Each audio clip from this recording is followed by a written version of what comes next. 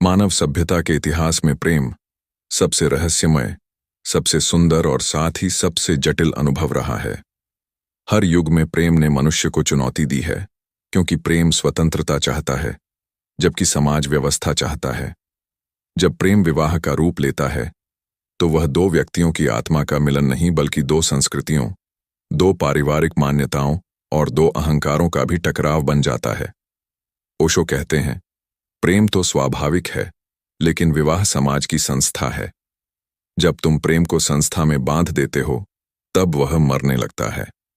आज के समय में प्रेम विवाह की असफलता एक गहरा प्रश्न बन गई है। क्यों प्रेम, जो इतना सुंदर होता है, विवाह के बाद बोझ बन जाता है?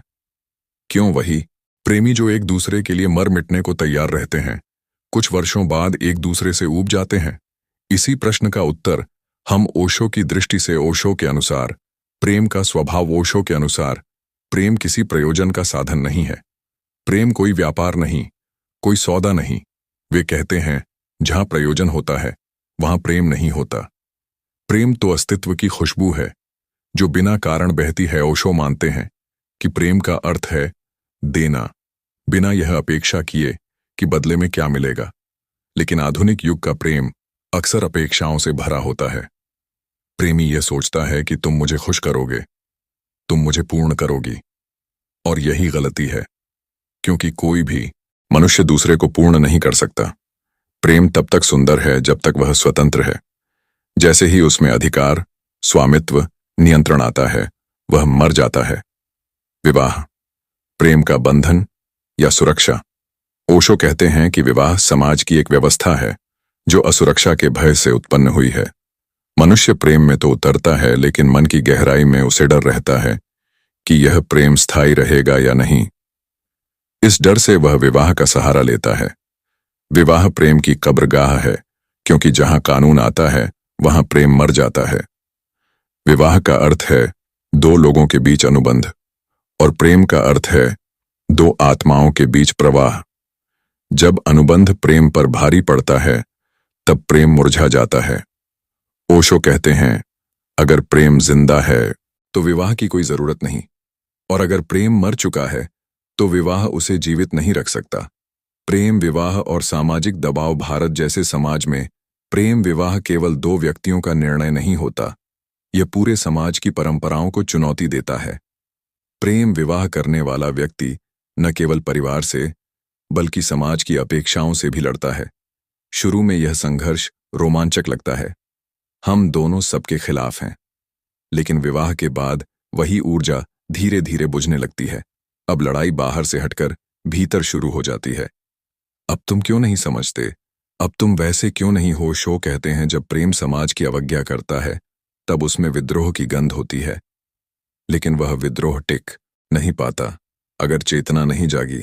यानी अगर प्रेम केवल भावना था, चेतना नहीं, तो विवाह के बाद वह खो जाता है। प्रेम विवाह में अहंकार का संघर्ष। ओशो का कहना है कि प्रेम विवाह असफल होने का सबसे बड़ा कारण अहंकार का टकराव है। प्रेम के शुरुआती दिनों में अहंकार छिपा रहता है। प्रेमी प्रेमिका एक दूसरे को खुश करने में लगे रहते हैं, पर जैसे ही विवाह होता है, वास्तविक जीवन शुरू होता है। अब मैं और तुम के बीच हम नाम का एक नया अहंकार जन्म लेता है। अब नियंत्रण शुरू होता है।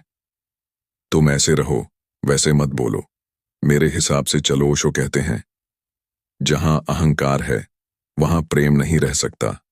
प्रेम का अर्थ है आत्मसमर्पण। दो नहीं रह जाते, केवल एक तरंग रह जाती है। लेकिन आधुनिक मनुष्य आत्मसमर्पण से डरता है। वह स्वतंत्र रहना चाहता है, और साथ ही चाहता है कि दूसरा उसके अनुसार चले। यही विरोधाभास प्रेम विवाह को तोड़ देता है। आकर्षण और वास्तविकता का भ्रम। प्रेम विवाह अक्सर आकर्षण पर आधारित होता है। प्रारंभिक दिनों में हम व्यक्ति को नहीं, उसकी छवि से प्रेम करते हैं। हम उसे अपने कल्पनालोक के अनुसार देखते हैं। वह परफेक्ट है, मेरे जैसा कोई नहीं समझेगा। ओशो कहते हैं, प्रेम की शुरुआत में तुम प्रेम नहीं करते, तुम सपनों से प्रेम करते हो। जब विवाह होता है तो धीरे धीरे वास्तविकता सामने आती को अगर जीवित रखना है तो उसे बढ़ने देना होगा। विवाह में अक्सर लोग यह भूल जाते हैं कि प्रेम को भी पोषण चाहिए। वे सोचते हैं अब शादी हो गई, अब सब तय है। यही सोच प्रेम की मृत्यु बनती है। ओशो कहते हैं, प्रेम पेड़ की तरह है जिसे रोज पानी चाहिए। अगर तुम उसे ध्यान नहीं दोगे तो वह सूख जाएगा। प्रेम विवाह तभी टिक सकता है जब दोनों व्यक्ति अपनी अपनी आत्मिक वृद्धि में सहयोगी बने। अगर एक व्यक्ति रुक गया और दूसरा बढ़ गया तो दूरी आनी ही है। प्रेम और स्वामित्व का भ्रम विवाह के बाद लोग सोचते हैं कि अब साथी मेरा है। ओशो कहते हैं, किसी मनुष्य को मेरा कहना ही हिंसा है। प्रेम में स्वामित्व नहीं, सहभाग होता है। जब प्रेमी प्रेमिका एक दूसरे को वस्तु की